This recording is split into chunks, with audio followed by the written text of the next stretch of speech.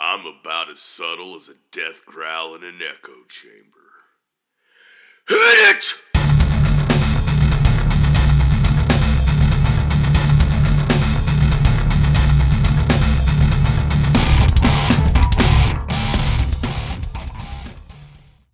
Welcome backstage. I'm Damian Deadlove. Tonight's band is The Doors.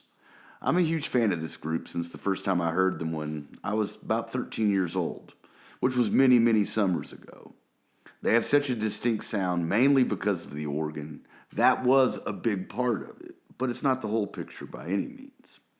The Doors formed in 1965, and after some early lineup changes, these four men are recognized as the members of the band. They are Jim Morrison, vocals, Robbie Krieger, guitar, Ray Manzarek, organ, keyboards, John Densmore, drums and percussion. They were active from 1967 to 1971. Morrison passed away on July 3rd, 1971. He was 27. The band is very influential to me, especially lyrically. I'm a lyricist at heart, I always have been. I studied lyrics constantly to develop my craft. But I'm also a poet. Jim Morrison was the bridge for me between the two crafts. He considered himself a poet and released poetry books. I own both books and have read them many times, and I highly recommend them.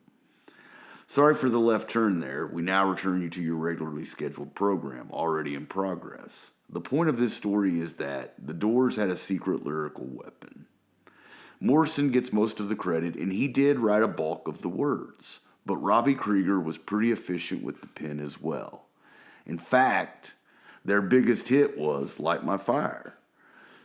What some people don't know is that Krieger had penned the words for the first verse and the chorus. The title was his for sure.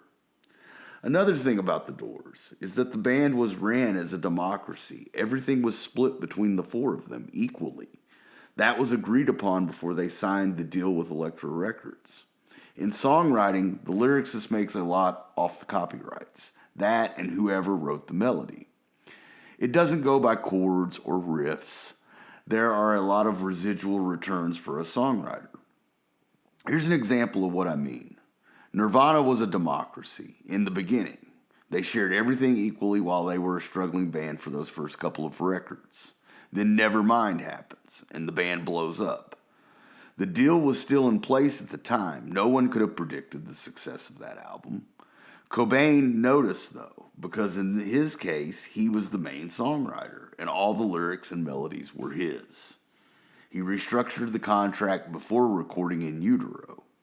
My point is, Morrison probably could have had more had he wanted to push for that, but he chose to honor the original agreement.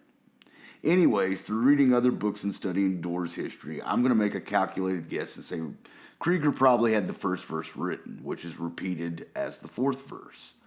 Morrison, I believe, wrote the second verse, which is also repeated as the third verse. I'm unsure about the chorus. It's possible it's a combination of them both, but since Krieger had the song title, it's possible the chorus is his as well. I said Krieger was a secret weapon earlier. Well, this should help build the case to prove my point. He wrote or co-wrote 3 more hits, including Love Me 2 Times, Touch Me, and Love Her Madly, along with other deep cuts on their albums such as Wishful Sinful and Spanish Caravan, to name a few. Well, that's another episode in the books. Hope you enjoyed it. Remember, music is the soundtrack of our lives. Peace, love, and linen. I'm Damian Deadlove.